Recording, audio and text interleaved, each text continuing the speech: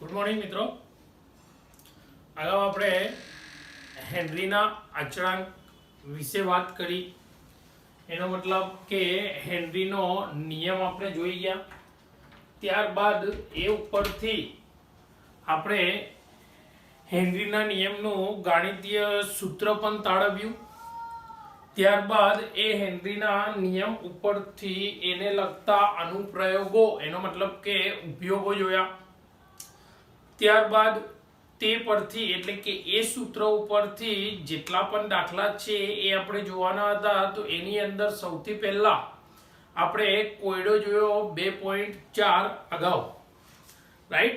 ત્યાર પછી આગળ આપણે જઈશું તો સ્વાધ્યાયના દાખલા આવશે. એ સ્વાધ્યાયની અંદર આવશે સ્વાધ્યાય 2.13. શું છે રકમ જોઈએ કે 6.56 ગુણ્યા 10⁻³ ગ્રામ ઇથેન ધરાવતા દ્રાવણનું આંશિક બાષ્પ દબાણ દ્રાવણ ઉપર કેટલું તો 1 બાર છે. શું કહેવા માંગે છે કે 6.56 ગુણ્યા 10⁻³ ગ્રામ ઇથેન ધરાવતા જે દ્રાવણ છે એનું આંશિક દબાણ કેટલું છે તો 1 બાર. ત્યારબાદ જો એ દ્રાવણ 5 ગુણ્યા 10⁻² ગ્રામ ઇથેન ધરાવતો હોય તો તે વાયુનું આંશિક દબાણ શોધો. તો એ શું કહે છે કે ઇથેન વાયુ છે, એક વખત ઇથેન વાયુનું વજન એને કેટલું લીધું તો 6.56 ગુણ્યા 10⁻³ ગ્રામ. કે આ ઇથેન વાયુ જે છે જો એનું વજન 6.56 ગુણ્યા 10⁻³ ગ્રામ હોય તો ત્યારે એનાથી બનતો જે દ્રાવણ છે એ દ્રાવણનું આંશિક બાષ્પ દબાણ કેટલું થશે તો 1 બાર. પરંતુ જો એ ઇથેન વાયુનું વજન આપણે 6.56 નહીં પરંતુ જો 5 ગુણ્યા 10⁻² ગ્રામ લઈએ તો ત્યારે એનાથી બનતા દ્રાવણનું જે છે એનું આંશિક બાષ્પ દબાણ શોધો. તો અહીંયા આગળ બે પરિસ્થિતિ આપેલી છે ઇથેન માટે. ઇથેન વાયુ એક જ છે પરંતુ પરિસ્થિતિ કેટલી છે? બે છે. પહેલી પરિસ્થિતિ શું કહે છે કે પહેલી પરિસ્થિતિમાં એનું વજન જો 6.56 ગુણ્યા 10⁻³ ગ્રામ હોય તો ત્યારે એનાથી બનતા દ્રાવણનું દબાણ કેટલું છે તો 1 બાર. અને એ જ ઇથેન વાયુનું જો વજન આપણે 5 ગુણ્યા 10⁻² ગ્રામ લઈએ તો ત્યારે એનાથી બનતા દ્રાવણનું આંશિક બાષ્પ દબાણ શોધો. તો અહીંયા આગળ બે પરિસ્થિતિ આપેલી છે ઇથેન વાયુ માટેની. બે અલગ અલગ પ્રકારના વજન આપેલા છે અને એક વજન જે આપેલું છે ત્યારે એનું બાષ્પ દબાણ આપેલું છે કેટલું તો 1 બાર. જ્યારે બીજું વજન આપણે એને આપેલું છે ત્યારનું બાષ્પ દબાણ આપણે શું કરવાનું તો શોધવાનું. તો હવે સૌથી પહેલા બે પરિસ્થિતિ છે અહીંયા આગળ. તો આપણે અહીંયા આગળ લખીએ કે પહેલા તો પરિસ્થિતિ 1 માટે. હવે આ જે પહેલી પરિસ્થિતિ છે એ પરિસ્થિતિને આપણે એ તરીકે લઈએ, રાઈટ. પહેલી પરિસ્થિતિને કોના તરીકે લઈએ? ધારો કે એ તરીકે લઈએ. જો પહેલી પરિસ્થિતિને એ તરીકે લઈએ તો આના ઉપરથી હેનરીના નિયમનું ગાણિતીય સમીકરણ શું લખી શકાય? તો પહેલી પરિસ્થિતિ એટલે કેટલા વજન માટે લઈએ છીએ આપણે? 6.56 ગુણ્યા 10⁻³ ગ્રામ હોય ત્યારની પરિસ્થિતિને આપણે એ પરિસ્થિતિ લઈએ છીએ ત્યારનું આંશિક બાષ્પ દબાણ આપેલું છે. પરંતુ બીજી પરિસ્થિતિ જે છે એનું આંશિક દબાણ આપણે શોધવાનું. તો પરિસ્થિતિ પહેલી હોય તો ત્યારે હેનરીના નિયમનું સમીકરણ આવું છે કે P બરાબર KH × X. પરંતુ પહેલી પરિસ્થિતિ જે છે એ કઈ છે તો એ પરિસ્થિતિ તરીકે આપણે લીધી છે. તો માટે અહીંયા આગળ હું લખીશ PA અને XA. એનો મતલબ કે એ પરિસ્થિતિનું દબાણ બરાબર હેનરી અચળાંક ગુણ્યા એ પરિસ્થિતિના મોલ અંશ. આને આપણે આપી દઈએ સમીકરણ નંબર 1. ચલો ત્યારબાદ પરિસ્થિતિ બીજી લઈએ આપણે, તો લખીએ અહીંયા આગળ કે પરિસ્થિતિ બીજી પરિસ્થિતિને આપણે લઈએ બી તરીકે. કોના તરીકે? બી તરીકે. તો ત્યારે હેનરી અચળાંકનું સૂત્ર શું લખાય આપણે? તો P બરાબર KH into x. એ પરિસ્થિતિ માટે A નું બાષ્પ દબાણ, બી પરિસ્થિતિ માટે B નું બાષ્પ દબાણ, એ પરિસ્થિતિ માટે A ના મોલ અંશ, બી પરિસ્થિતિ માટે B ના મોલ અંશ. આને આપી દઈએ આપણે સમીકરણ નંબર 2. ચલો સમજ પડી કે ના પડી આટલી? કે બે પરિસ્થિતિ આપેલી છે ને કે એક પરિસ્થિતિ માટેનું વજન 6.56 ગુણ્યા 10 - 3, બીજી પરિસ્થિતિ માટેનું વજન 5 ગુણ્યા 10 - 2 ઘાત. તો આ બે પરિસ્થિતિ માટે એને વજન આપેલા છે અલગ અલગ, પણ વાયુ કયો છે? તો ઇથેન વાયુ જ છે. તો હવે આના ઉપરથી બે પરિસ્થિતિ મેં લખી કે એક પરિસ્થિતિ માટે હેનરી અચળાંકનું જે હેનરીનો નિયમનું જે સમીકરણ છે સૂત્ર કેવું થાય? તો PA બરાબર KH into XA, અને બી પરિસ્થિતિ જે લીધી આપણે એના માટે PB બરાબર KH into XB. તો બે પરિસ્થિતિ માટેના આપણે સૂત્રો લખી નાખ્યા. રાઈટ? ચલો આટલી ખબર પડી? ઓકે. હવે આનાથી આગળ આપણે જઈએ તો હવે મોલ અંશ જે આપણે લીધેલા છે કયા કયા? XA અને XB. તો હવે આ મોલ અંશ માટેના આપણે સૂત્રો લખીએ કે ફોર એક્ઝામ્પલ હું અહીંયા આગળ લખું કે XA બરાબર શું થાય? તો એ પરિસ્થિતિના મોલ અંશ બરાબર શું થાય? તો X કોના માટે લીધી છે? બંને પરિસ્થિતિ આપણે તો દ્રાવ્ય માટે લીધી છે. બંને પરિસ્થિતિ કોના માટે લીધી? આપન પરિસ્થિતિ દ્રાવ્ય માટે, આપન પરિસ્થિતિ કોના માટે? તો દ્રાવ્ય માટે. બંને પરિસ્થિતિ દ્રાવ્ય માટે લીધી છે આપણે.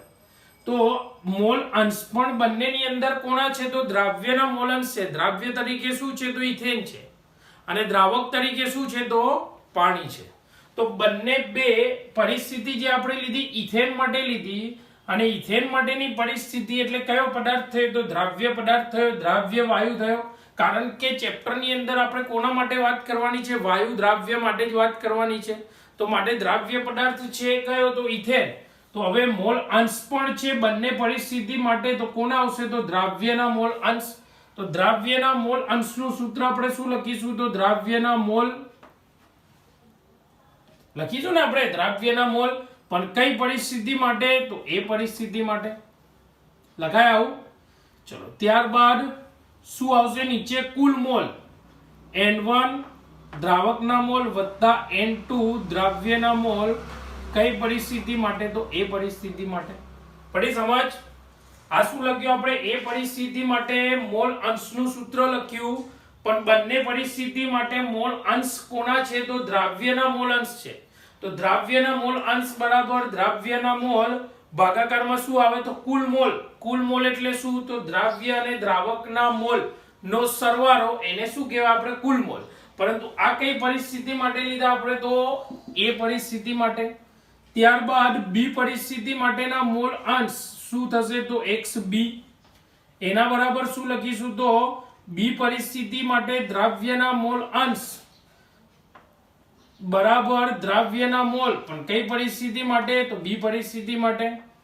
ભાગાકારમાં કુલ મોલ દ્રાવકના મોલ પ્લસ દ્રાવ્યના મોલ. કઈ પરિસ્થિતિ માટે? તો બી પરિસ્થિતિ માટે. રાઈટ? તો આ બંને શું લખ્યા આપણે? એ અને બી પરિસ્થિતિ માટે દ્રાવ્યના મોલ અંશના બે સૂત્રો લખ્યા આપણે. ચલો હવે આની અંદર એક વસ્તુ ખાસ જોજો હવે કે અહીંયા આગળ જે દ્રાવ્યના મોલ છે આ રહ્યા. આ દ્રાવ્યના મોલની વાત નથી કરતો હું. કોના? આ દ્રાવ્યના મોલની વાત કરું છું. એવી જ રીતના અહીંયા પણ આ દ્રાવ્યના મોલ, એનો મતલબ કે અહીંયા આગળ આ બી એ પરિસ્થિતિમાં દ્રાવ્યના મોલ અને આ બી પરિસ્થિતિમાં દ્રાવ્યના મોલ. આની વાત કરું છું, આ ઉપરના મોલની વાત કરતો નથી. તો એનો મતલબ શું છે કે એ પરિસ્થિતિના દ્રાવ્યના મોલ એટલે કે N2A અને બી પરિસ્થિતિમાં દ્રાવ્યના મોલ એટલે કે N2B આઈ જો શું છે લેસ ધેન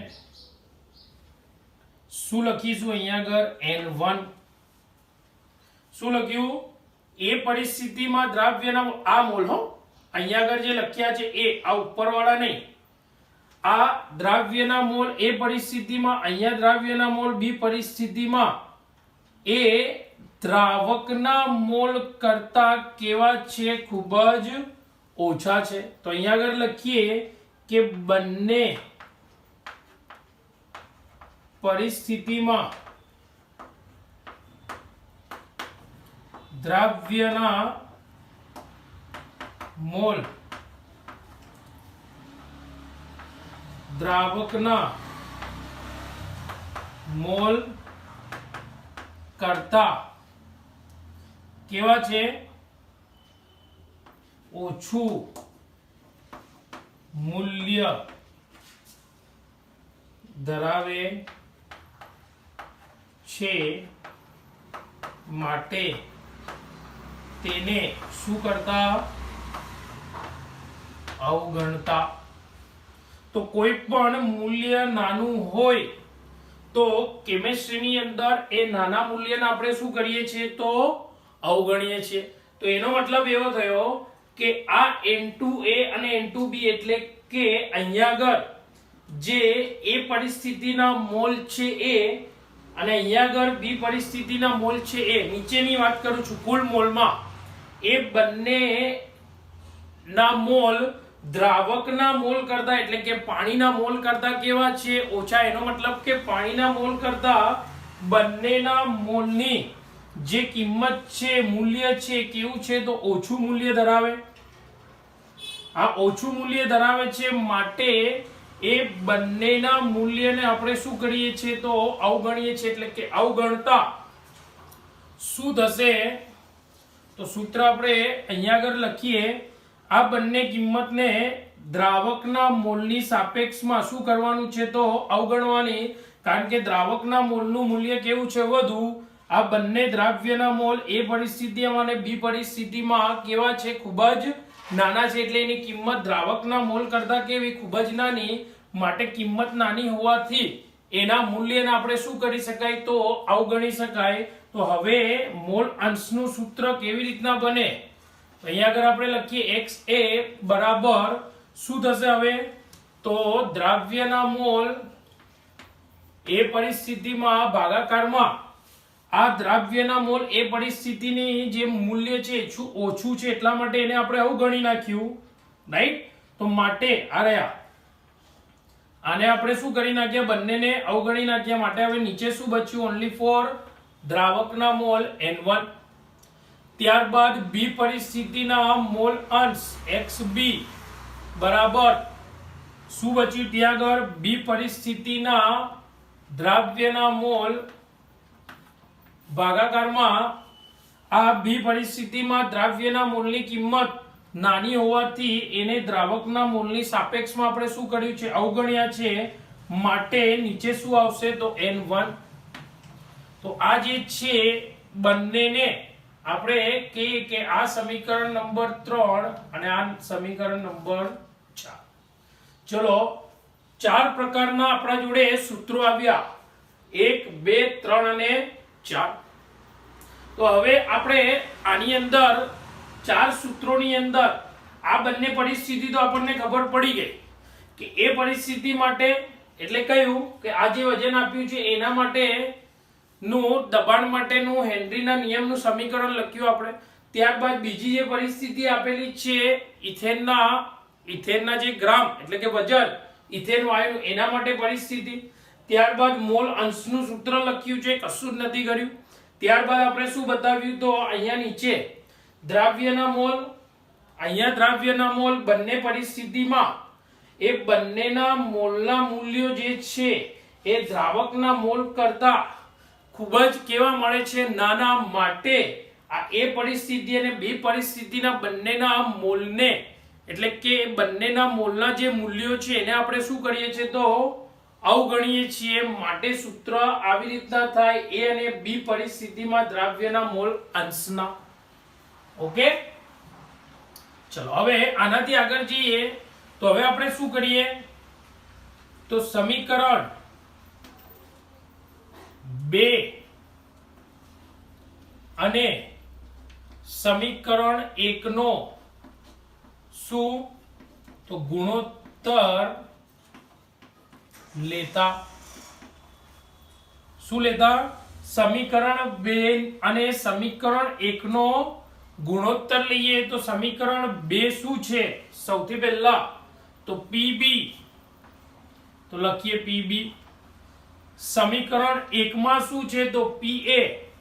તો 2 અને 1 નો ગુણોત્તર લઈએ તો PB ભાગ્યા PA બરાબર. PB બરાબર શું છે, KH into XB ભાગાકારમાં KH into XA.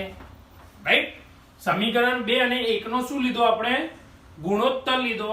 તો હવે શું થશે, હેનરી અચળાંક, હેનરી અચળાંકના મૂલ્યો કેન્સલ. તો બન્યું શું હવે સૂત્ર, PB ભાગ્યા PA બરાબર B પરિસ્થિતિમાં ઇથેનના મોલ અંશ ભાગાકારમાં A પરિસ્થિતિમાં ઇથેનના મોલ અંશ.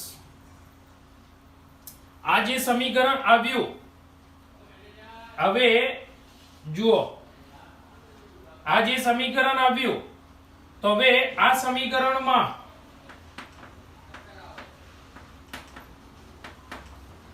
જો સમીકરણ 3 અને સમીકરણ 4 ની કિંમત મૂકતા, તો આ સમીકરણમાં સમીકરણ 3 અને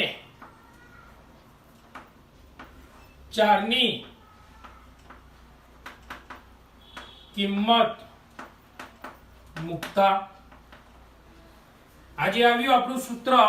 તો એની અંદર સમીકરણ 3 અને સમીકરણ 4 ની કિંમત મૂકતા, તો XA અને XB ની કિંમત આની અંદર મૂકો. હવે તો શું થાય, તો PB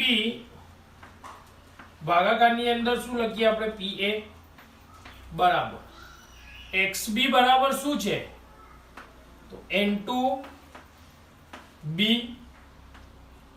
ભાગ્યા N1 થાય ને. N2B ભાગ્યા N1. PA બરાબર શું છે,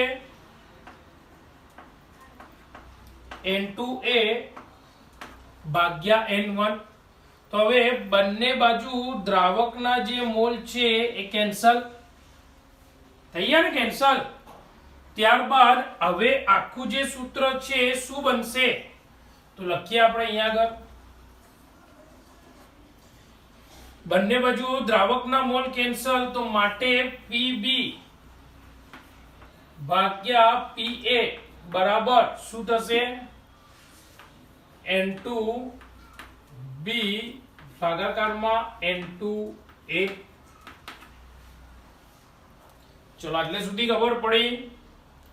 રાઈટ. શું કર્યું આપણે, સૌથી પહેલા તો સમીકરણ 2 અને 1 નો ગુણોત્તર લીધો. ગુણોત્તર લીધો તો PB ભાગ્યા PA બરાબર XB upon XA આવ્યું. ત્યારબાદ XB અને XA ની જે સમીકરણ 3 અને 4 જે છે એની કિંમત આમાં મૂકી દીધી. રાઈટ. N1 N1 cancel. સૂત્ર શું આવ્યું, N2B N2A, એટલે કે PB ભાગ્યા PA બરાબર N2B ભાગ્યા N2A. તો આ શું મળ્યું આપણને, તો મોલ. તો હવે એક વસ્તુ આપણે યાદ રાખવાનું કે આ વજન જે છે, વજન ગ્રામ આપેલા છે આપણને, તો વજનનો આધાર કોના ઉપર, તો આપણને ખબર છે કે વજનનો આધાર એ મોલ ઉપર. તો ફોર એક્ઝામ્પલ એમ વાત કરીએ આપણે કે અહીંયા આગળ આપણને મોલ છે, બંને B પરિસ્થિતિના પણ છે, A પરિસ્થિતિના પણ મોલ છે, અને બંને પરિસ્થિતિના મોલનો આધાર કોના ઉપર, તો મોલનો આધાર કોના ઉપર, તો એ દ્રાવ્ય પદાર્થના વજન ઉપર. રાઈટ. કારણ કે બંનેનું વજન કેવું છે, અલગ અલગ, તો બંનેના મોલ પણ કેવા મળે આપણને, તો અલગ અલગ. તો આ મોલનો આધાર કોના ઉપર, તો વજન ઉપર. તો હવે મોલ જે આવ્યા એ મોલ બરાબર સૂત્ર શું મૂકી શકાય આપણે? તો અહીંયા આગળ લખીએ કે N2B પરિસ્થિતિ, ત્યારે મોલ બરાબર સૂત્ર શું થાય? તો એનું વજન ભાગ્યા શું થાય? તો આણ્વીય દળ. વજન જે છે એની સંજ્ઞા કઈ આવશે? તો W આવશે ને. પણ એ વજન કઈ પરિસ્થિતિનું છે? બી પરિસ્થિતિનું, માટે લખીએ WB. આણ્વીય દળ જે છે એની સંજ્ઞા શું આવશે? તો મોલેક્યુલર વેટ MW. તો એનો મતલબ કે બી પરિસ્થિતિના મોલ બરાબર શું થાય? તો વજન ભાગ્યા આણ્વીય દળ. એનો મતલબ કે બી પરિસ્થિતિનું વજનનો એકમ સંજ્ઞા શું? તો W. એટલા માટે આપણે લખ્યું WB. આણ્વીય દર પણ કઈ? તો બી પરિસ્થિતિ માટે, એટલે MWB લખીએ આપણે. ત્યારબાદ એ પરિસ્થિતિ માટેના મોલ માટે સૂત્ર લખીએ તો N2 એ પરિસ્થિતિ માટે, ગમે તે પરિસ્થિતિ માટે હોય, સૂત્ર તો શું થવાનું? મોલનું સેમ જ થાય કે વજન ભાગાકારમાં શું આવે? તો એનું આણ્વીય દળ. ચલો, વજનની સંજ્ઞા કઈ? W. પરિસ્થિતિ કઈ? એ પરિસ્થિતિ માટે WA ભાગાકારમાં એનું આણ્વીય દળ એટલે શું? તો MW. પણ પરિસ્થિતિ કઈ? તો એ પરિસ્થિતિ. તો આ N2B અને N2A માટે આપણે લખ્યું કે મોલ બરાબર વજન ભાગ્યા આણ્વીય દળ. બંને કોના માટેના મોલ છે? દ્રાવ્ય માટેના જ મોલ છે, એટલે કે ઇથેનના જ મોલ છે. પરંતુ ઇથેનના અંદર બે વજન અલગ અલગ આપેલા છે, તો માટે બંનેના મોલ પણ કેવા મળશે? તો અલગ અલગ. એટલા માટે આપણે બંને પરિસ્થિતિ માટે મોલના સૂત્ર લખી નાખ્યા. પડી આટલે સુધી સમજ? ચલો, હવે શું કરીશું આપણે? આ N2B અને N2A ની જે કિંમત છે આ સમીકરણની અંદર મૂકીશું તો શું થશે? તો PB ભાગાકારમાં PA બરાબર N2B બરાબર શું થશે? WB ભાગાકારમાં MWB ભાગ્યા PA N2A. તો N2A બરાબર શું થાય? WA ભાગાકારમાં આણ્વીય દળ કઈ પરિસ્થિતિ? તો એ પરિસ્થિતિ માટે. હવે એક વસ્તુ વિચારવાનું છે કે બંનેના વજન અલગ અલગ આપેલા છે. એક પરિસ્થિતિ માટે ઇથેનનું વજન 6.56 છે, બીજી પરિસ્થિતિ માટે ઇથેનનું વજન 5 છે, રાઈટ? પરંતુ બંને પરિસ્થિતિ માટે ઇથેન વાયુ તો એક જ છે. તો ઇથેનનું આણ્વીય દળ આપણે ગણીએ તો ઇથેન એટલે સૂત્ર શું થાય? તો C2H6 આવું થાય ને, CH3 એટલે કે ઇથેન. તો C2H6 24 ને 6 30 આણ્વીય દળ. કેટલું થાય આણ્વીય દળ? 30. તો જે આણ્વીય દળ ઇથેનના આ વજન માટે થાય એટલું જ આણ્વીય દળ ઇથેનના આ વજન માટે પણ થાય. તો એનો મતલબ કે બંને ઇથેનના વજન અલગ અલગ આપેલા છે, પરંતુ બંને પરિસ્થિતિ પણ અલગ અલગ લીધી આપણે. પરંતુ બંને અલગ અલગ પરિસ્થિતિ કોની લીધી છે? તો ઇથેન વાયુની જ. તો વાયુ તો એક જ છે, ભલે એની પરિસ્થિતિ પ્રમાણે વજન અલગ અલગ છે, પરંતુ એ ઇથેન વાયુ બંને પરિસ્થિતિ માટે ઇથેન જ વાયુ છે. તો એ ઇથેન વાયુનું બંને પરિસ્થિતિ માટે આણ્વીય દળ પણ કેવું થાય? તો એક સરખું. તો માટે બંનેનું આણ્વીય દળ સરખું હોવાથી આણ્વીય દળ બંનેના કેવા? તો કેન્સલ. તો હવે અહીંયા આગળ કઈ કઈ વસ્તુ આપણને આપેલી છે? તો સૌથી પહેલા આપણને આપેલું છે કે પહેલી પરિસ્થિતિ જે છે એના માટેનું વજન આપેલું છે. ત્યારબાદ એ પરિસ્થિતિ માટેનું દબાણ પણ આપેલું છે 1 bar. ત્યારબાદ બીજી પરિસ્થિતિ માટેનું વજન આપેલું છે અને બીજી પરિસ્થિતિ માટેનું દબાણ શોધો. તો હવે જુઓ કે જે પહેલી પરિસ્થિતિ માટેનું વજન દબાણ કોનું શોધવાનું છે? તો બીજી પરિસ્થિતિ માટેનું શોધવાનું છે, એટલે કે PB શોધવાનું છે. શું શોધવાનું? બીજી પરિસ્થિતિ માટેનું આંશિક દબાણ શોધવાનું છે. જ્યારે વજન આટલું હોય ત્યારે પહેલી પરિસ્થિતિ માટેનું જે વજન આપેલું છે એના માટેનું તો આંશિક દબાણ એને આપી દીધું છે 1 bar. હવે બીજી પરિસ્થિતિ માટેનું જે વજન આપેલું છે એનું બાષ્પ દબાણ આપણે શોધવાનું. તો બીજી પરિસ્થિતિ એટલે કે PB નું બાષ્પ દબાણ એટલે કે PB આપણે શોધવાનું. તો આની અંદર પીબી ને હું સૂત્રનો કરતા બનાવીશ કે પીબી બરાબર શું થશે ડબલ્યુબી ગુણ્યા પીએ ભાગાકારમાં ડબલ્યુએ આવું થાય। ચલો હવે પહેલી પરિસ્થિતિ જે છે એ પહેલી પરિસ્થિતિ માટેનું વજન કેટલું તો આટલું, બીજી પરિસ્થિતિ માટેનું વજન કેટલું તો આટલું। હવે WB એટલે શું છે તો બીજી પરિસ્થિતિ માટેનું વજન લખીએ આપણે। બીજી પરિસ્થિતિનું વજન કેટલું છે તો 5 ગુણ્યા 10⁻²। ત્યારબાદ પહેલી પરિસ્થિતિ માટેનું આંશિક દબાણ આપેલું છે ને કેટલું તો 1 બાર, તો અહીંયા આગળ લખીએ 1 ભાગાકારમાં પહેલી પરિસ્થિતિ માટેનું વજન આ રહ્યું 6.56 ગુણ્યા 10⁻³ તો 5 ભાગ્યા 6.56 આપણે કરીશું।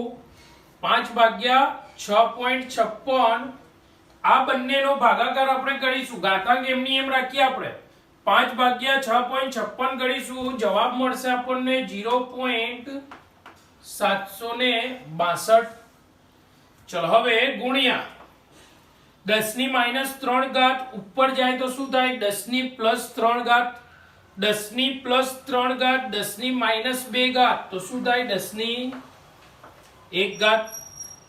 હવે 1 મારે કાઢી નાખવી છે તો આ રહી સંખ્યા રેખા, સંખ્યા રેખા પર એ 0 અને આ છે 1। હવે 10⁻ઘાત જે છે 1 મારે 0 કરવી છે તો કઈ દિશામાં કેટલા એકમ ખસવું પડે તો જો 10⁻1 ની મારે 0 કરવી હોય તો ડાબી બાજુ 1 એકમ મારે ખસવું પડે, એનો મતલબ કે આ ઘાતાંકને ડાબી બાજુ 1 એકમ ખસેડવી પડે એટલે શું આવી જાય તો 0। તો ત્યારે આ જે પોઈન્ટ છે એને કઈ બાજુ એટલા જ એકમ એનાથી વિરુદ્ધ દિશામાં એટલે કે જમણી બાજુ ખસેડવા પડે। ઘાતાંકને ડાબી બાજુ કેટલા એકમ ખસેડી આપણે 0 કરવા માટે 1 એકમ, રાઈટ। તો હવે આ પોઈન્ટ જે છે બેઝનો જે પોઈન્ટ એને એનાથી વિરુદ્ધ દિશામાં એટલે કે જમણી બાજુ કેટલા એકમ ખસાડવું પડે તો 1 એકમ। બંનેની દિશા અલગ અલગ, પરંતુ જો આ 1 એકમ ડાબી બાજુ ખસે તો આ પણ 1 જ એકમ ખસશે, પણ કઈ બાજુ તો જમણી બાજુ।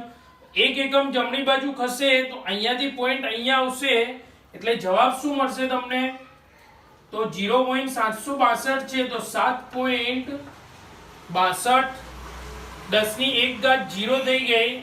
અને પહેલાનું જે બાષ્પ દબાણ એ પરિસ્થિતિનું એને આપ્યું છે, એ પરિસ્થિતિનું બાષ્પ દબાણનો એકમ શું છે તો 12, તો બીજી પરિસ્થિતિ માટેના બાષ્પ દબાણનો એકમ પણ શું લખવાનું આપણે તો 12।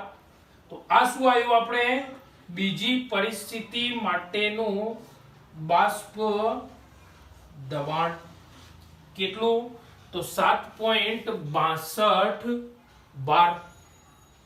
પડી સમજ આખા દાખલામાં? જો ફરીથી આપણે એક વખત કહી દઉં કે રકમની અંદર બે પરિસ્થિતિ આપેલી છે। એક વખતે ઇથેન વાયુનું વજન આપેલું છે 6.56 ગુણ્યા 10⁻³ ગ્રામ।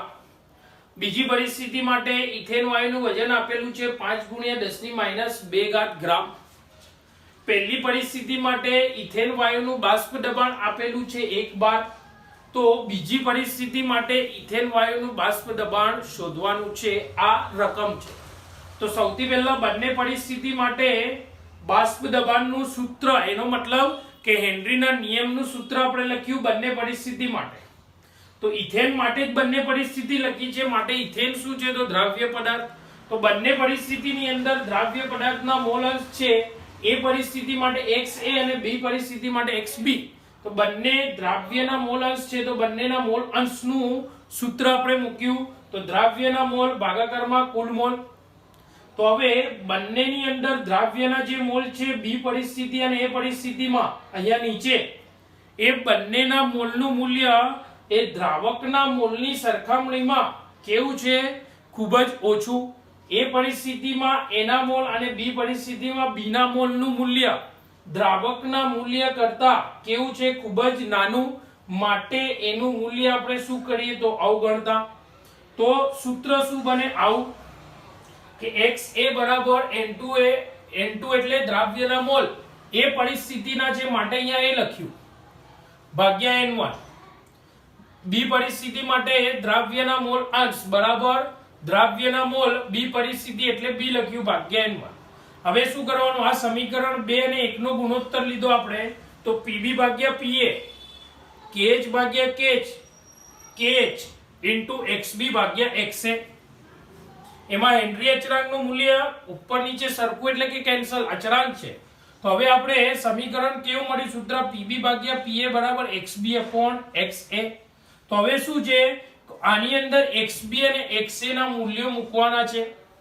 તો કિંમત મૂકતા શું થાય, દ્રાવકના મોલ બંને ઉપર નીચે ઉડી જશે. તો PB ભાગ્યા PA બરાબર N2 ભાગ્યા N2, બંને દ્રાવ્યના મોલ પરંતુ એક બી પરિસ્થિતિના એક એ પરિસ્થિતિના, કારણ કે બંનેના વજન કેવા અલગ અલગ આપેલા છે. તો હવે બંને પરિસ્થિતિના મોલ આવ્યા, પણ મોલ કોના, તો ઇથેનના જ.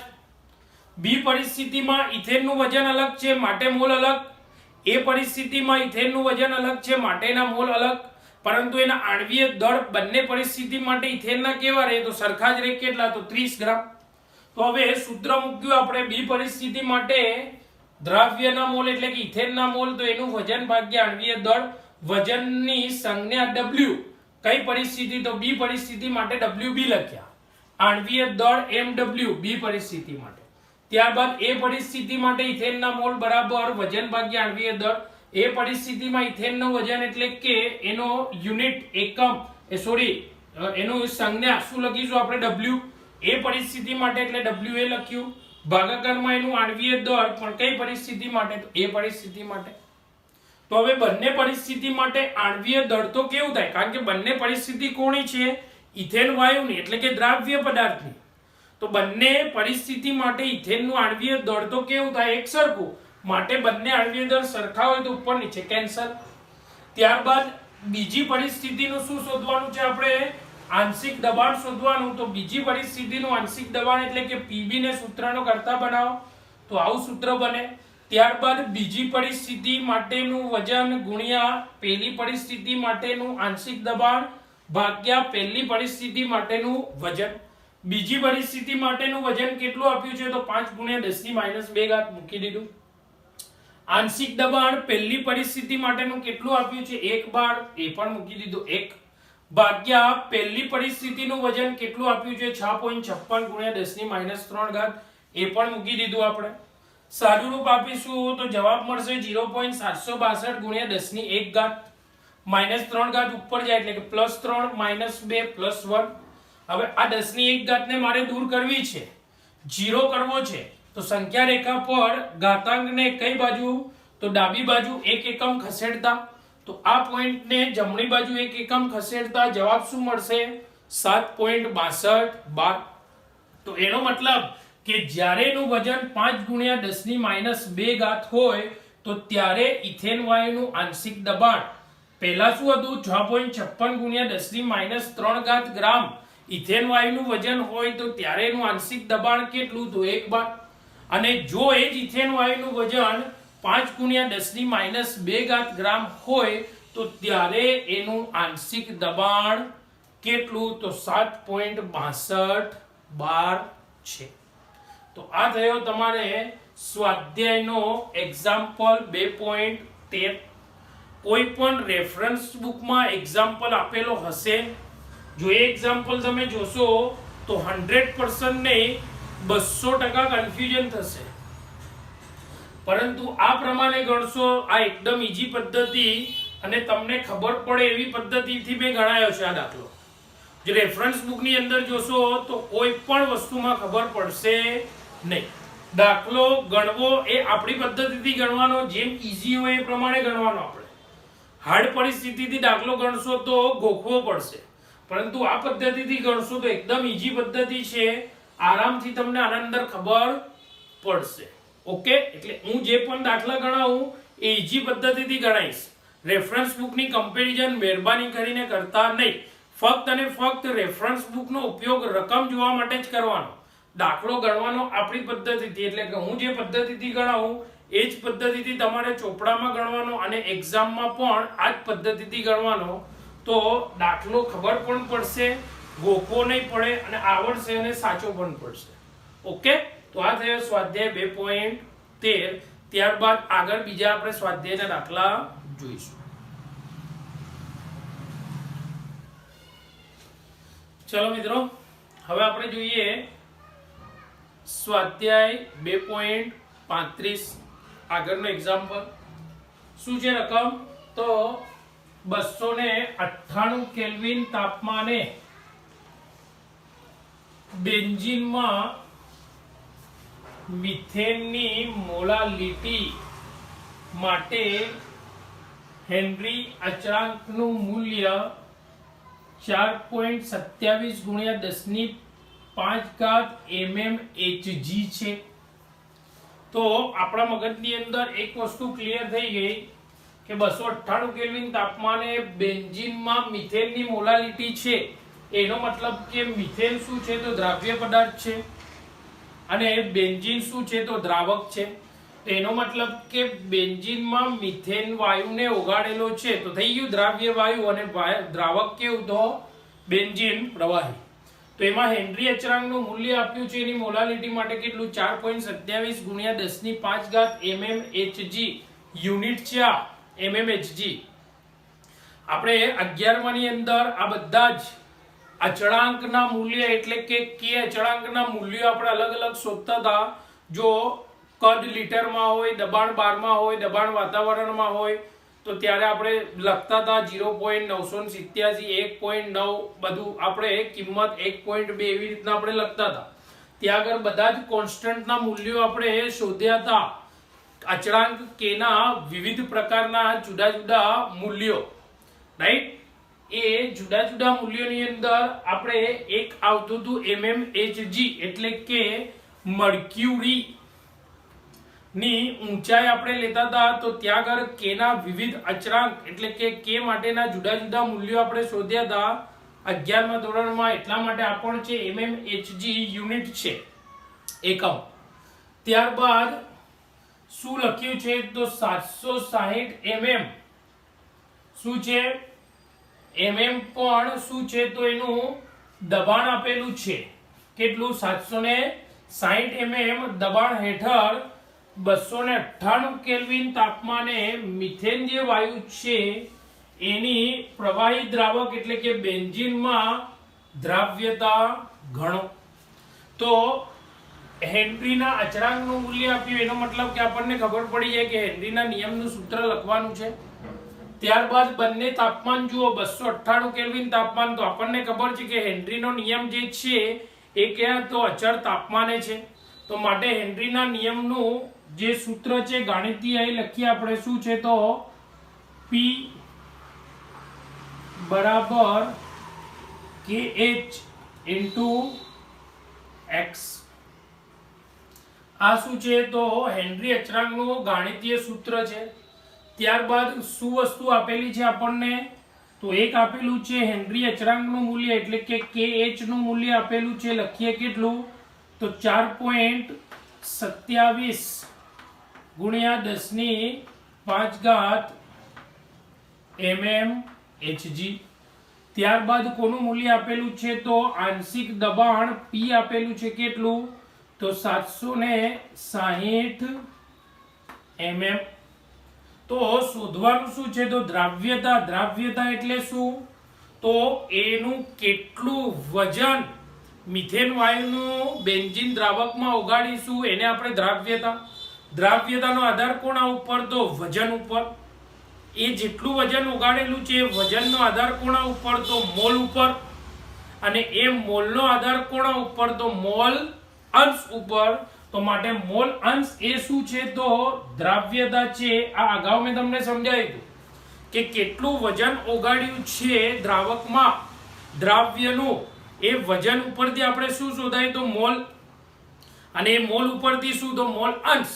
તો મોલ અંશ પણ કોના માટે છે? તો દ્રાવ્યતા માટે. તો માટે શોધવાનું શું છે આપણે? તો x શોધવાનો છે. હવે કિંમત મૂકીએ આની અંદર કેવી રીતના મૂકીશું તો અહીંયા આગળ p બરાબર kh into x છે શોધવાનું શું છે x તો x એટલે કે મોલ અંશ શોધવાનો તો મોલ અંશને સૂત્રનો કરતા બનાવીએ બરાબર શું થશે તો p ભાગાકારમાં શું આવશે તો kh થાય ને ચલો p કેટલું લખીશું આપણે 760 mm ભાગ્યા kh નું મૂલ્ય 4.27 ગુણ્યા 10 ની 5 ઘાત હા 10 ની 5 ઘાત તો 760 ભાગ્યા 4.27 કરીશું આપણે તો જવાબ મળશે 177.98 10 ની 5 ઘાત ઉપર જાય એટલે કે ગુણ્યા 10 ની -5 ઘાત કોના બરાબર થશે તો x એટલે શું તો મોલ અંશ એનો મતલબ કે જે વાયુ લીધો છે આપણે કયો લીધો છે તો મિથેન વાયુ એ મિથેન વાયુ જે છે એ મિથેન વાયુની પ્રવાહી દ્રાવક જે બેન્ઝીનમાં દ્રાવ્યતા કેટલી થશે તો 177.98 ગુણ્યા 10 ની 5 ઘાત આ શું થશે તો બેન્ઝીનમાં મિથેન વાયુની દ્રાવ્યતા થશે કશું જ નથી દાખલાની અંદર ખાલી સૂત્ર લખવાનું છે અને સૂત્રમાં કિંમત મૂકવાની છે ડાયરેક્ટ જવાબ તો આ થયો તમારો સ્વાધ્યાય 2.35 ત્યારબાદ આગળ જોઈએ બીજો એક દાખલો આપું છું પ્રેક્ટિસ માટે પરંતુ પ્રેક્ટિસ માટે તો નહીં મારે ગણાવવો પડશે કારણ કે અલગ છે પણ વધારાનો દાખલો આપણે જોઈએ રાઈટ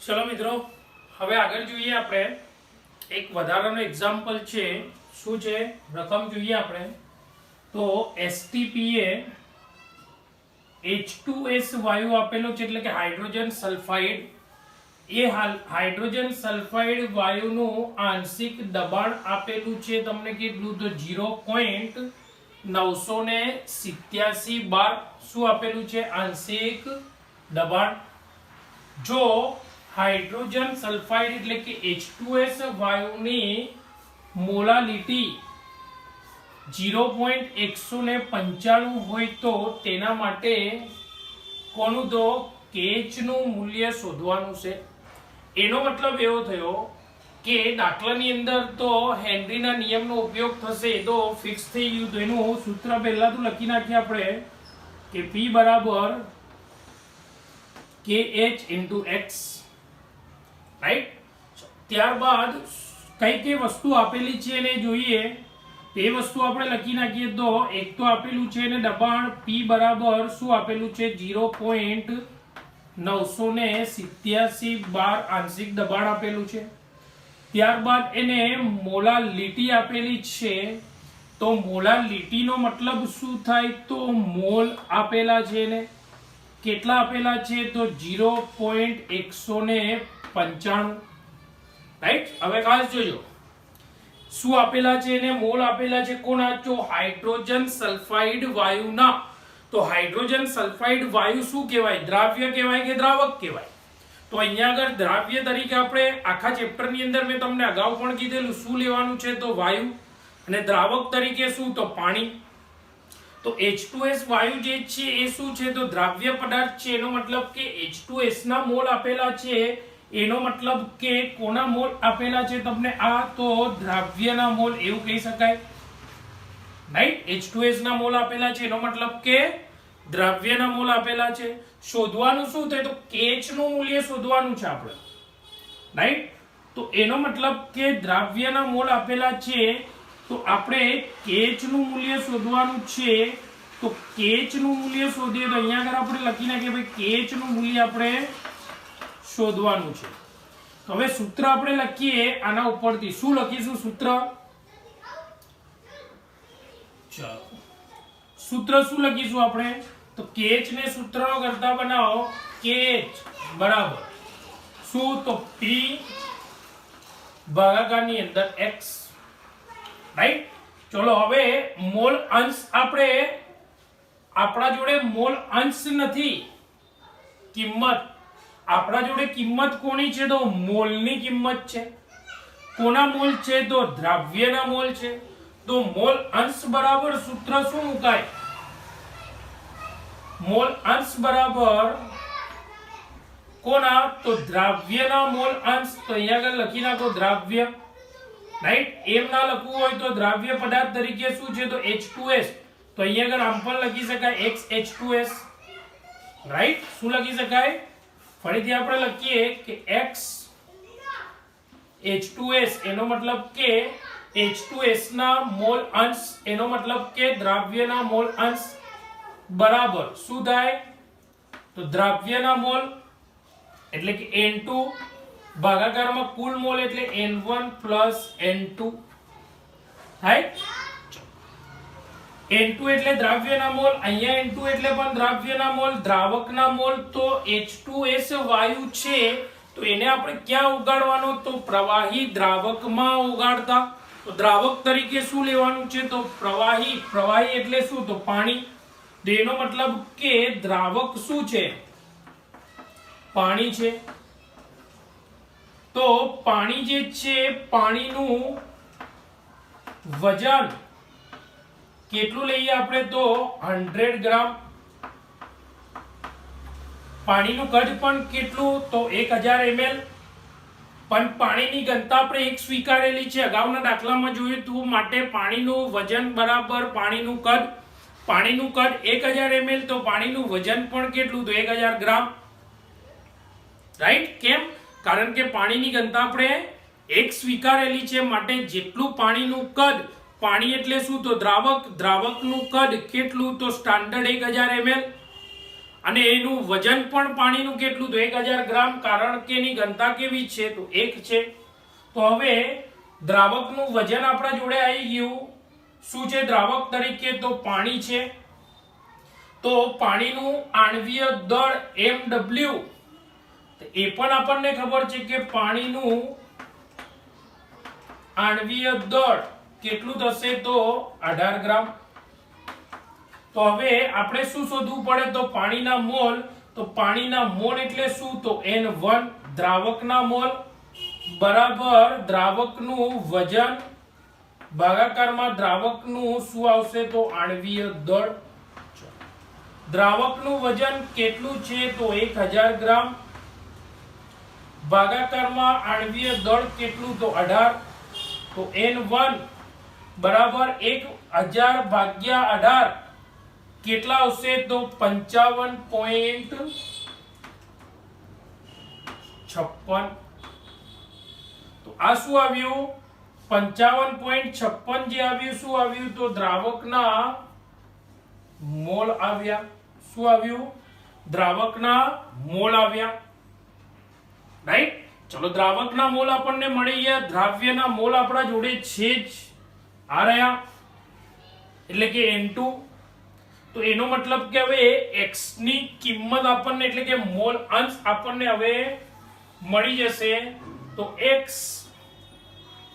H2S એટલે કે H2S ના મોલ અંશ એટલે કે દ્રાવ્યના મોલ અંશ બરાબર દ્રાવ્યના મોલ ભાગાકારમાં દ્રાવ્ય વત્તા દ્રાવકના મોલ N1 N2 એટલે કે કુલ મોલ. ચલો N2 દ્રાવ્યના મોલ કેટલા આપ્યા છે? આ રહ્યા જુઓ 0.195. ભાગાકારની અંદર શું થશે? N1 N2. N1 કેટલું છે? હમણાં હાલ આપણે શોધ્યું. દ્રાવકના મોલ 55.56 પ્લસ દ્રાવ્યના મોલ 0.195. ચલો શું થાય? 55.56 વત્તા 0.195. તો લખીએ આપણે કે 0.195 ભાગાકારમાં 55.56 વત્તા 0.195, તો 55.56 700 ને શું થાય તો 55 55.56 વત્તા 0.195 એટલે શું થશે તો 55.755 આ શું આવ્યું આપણું તો x H2S એનો મતલબ કે દ્રવ્યના મોલ અંશ આનું સાદું રૂપ આપણે આપતા નથી આખી કિંમત મૂકી દઈશું આપણે રાઈટ ચલો હવે આની કિંમત આપણે આખી મૂકી દઈશું તો હવે જુઓ KH બરાબર સૂત્ર શું છે P ભાગાકારમાં x છે તો x બરાબર શું થાય તો 0.195 ભાગ્યા 55.755 લખીએ ને આપણે 0.195 ભાગ્યા 55.755 x નું મૂલ્ય છે પરંતુ અહીંયા x ક્યાં છે ભાગાકારમાં છે તો કિંમત કેવી લખવાની ઉલટાવીને લખવાની ચલો કેવી રીતના તો આંશિક દબાણ કેટલું આપેલું છે 0.987 0.987 ગુણ્યા થાય ને ભાગાકારમાં x છે તો x નું મૂલ્ય શું થશે ભાગાકારમાં 0.195 ભાગ્યા 55.755 તો 55.755 આ રીતના મૂલ્ય છે તો x ભાગાકારમાં છે તો મૂલ્ય આખું આપણે શું કરવાનું તો ઉલટાઈ નાખવાનું તો 55.755 ક્યાં જાય ઉપર ચલો ભાગાકારમાં શું આવશે 0.195 પડી આટલી સમજ ના પડી કઈ નથી કર્યું આપણે x જે છે ભાગાકારમાં છે x નું મૂલ્ય શું છે 0.195 ભાગ્યા 55.755 તો 1/x નું મૂલ્ય એટલે કે x ભાગાકારમાં હોય તો મૂલ્ય શું થઈ જાય ઊંધું થઈ જાય એટલે કે નીચેનું ઉપર જતું રહે ઉપરનું નીચે આવી જાય તો નીચે જે છે 55.755 એ મેં ઉપર લખ્યા p નું મૂલ્ય લખ્યું ઉપર x નું મૂલ્ય શું થાય તો 0.195 ભાગ્યા 55.755 છેદનો છેદ અંશમાં આખું મૂલ્ય પલટાઈ જાય કારણ કે x ભાગાકારમાં છે એટલે તો 55.755 ભાગાકારમાં 0.195 જો આનું આપણે જો સાદું રૂપ આપીશું કે 0.987 ગુણ્યા 55.755 ભાગ્યા 0.195 તો જવાબ મળશે આપણને 282.20 આ શું આવશે હેનરી અચળાંકનું મૂલ્ય દબાણનો એકમ અહીંયા આગળ કયો લખ્યો છે આપણે તો 12 તો અહીંયા આગળ હેનરી અચળાંકનો એકમ પણ આપણે શું લખીશું તો 12 તો આ આવ્યું તમારે હેનરી અચળાંકનું મૂલ્ય રાઈટ તો આ વધારાનો એક એક્ઝામ્પલ છે શું છે એક્ઝામ્પલ ની અંદર તો H2S વાયુનું દબાણ આપેલું છે અને એની મોલાલિટી એટલે કે એના મોલ આપેલા છે એના ઉપરથી હેનરી અચળાંકનું મૂલ્ય શોધવાનું તો એના ઉપરથી હેનરી અચળાંકનું મૂલ્ય શોધતી તો પહેલા તો મોલ અંશ શોધવા પડે મોલ અંશની અંદર દ્રાવ્યના મોલ આપેલા છે તો દ્રાવકના મોલ આપણે શોધવા પડે તો દ્રાવકના મોલ એટલે દ્રાવક એટલે શું તો પાણી તો પાણીનું વજન કેટલું 1000 ગ્રામ કારણ કે પાણીની ઘનતા આપણે એક સ્વીકારેલી છે માટે પાણીનું કદ થાય 1000 ml બરાબર એનું વજન પણ કેટલું થાય એટલું ને એટલું જ તો 1000 ગ્રામ એનું આણ્વીય દળ કેટલું તો 18 તો દ્રાવકના મોલ કેટલા મળશે 55.56 તો દ્રાવ્યના મોલ છે દ્રાવકના મોલ છે એના ઉપરથી આપણને મોલ અંશ મળશે કેટલું આટલું મૂલ્ય મળશે આપણને રાઈટ પછી KH બરાબર P/x એટલે કે મોલ અંશનું મૂલ્ય 0.195 ભાગ્યા 55.755 થાય છે પરંતુ અહીંયા મોલ અંશ છેદમાં છે ભાગાકારમાં છે માટે મૂલ્ય ઉલટાઈ જાય એ શું થાય 55.755 ઉપર આવી જાય 0.195 નીચે જતા રહે અને ગુણાકારમાં P જે છે 0.987 આનું સાદું રૂપ આપીશું તો જવાબ મળશે 282.20 બાર આ થયું હેનરી અચળાંકનું મૂલ્ય તો આ તો એક વધારાનો એક્ઝામ્પલ આપણ ચોપડાની અંદર લખી લેવાનું પડી સમજ ઓકે ત્યારબાદ આગળ હવે નેક્સ્ટ આપણે બીજા સ્વાધ્યાયના એક્ઝામ્પલ ક્યાં તો બીજા હજુ વધારાના પણ એક્ઝામ્પલ આપણે અહીંયા આગળ હું ગણાવીશ તમને ઓકે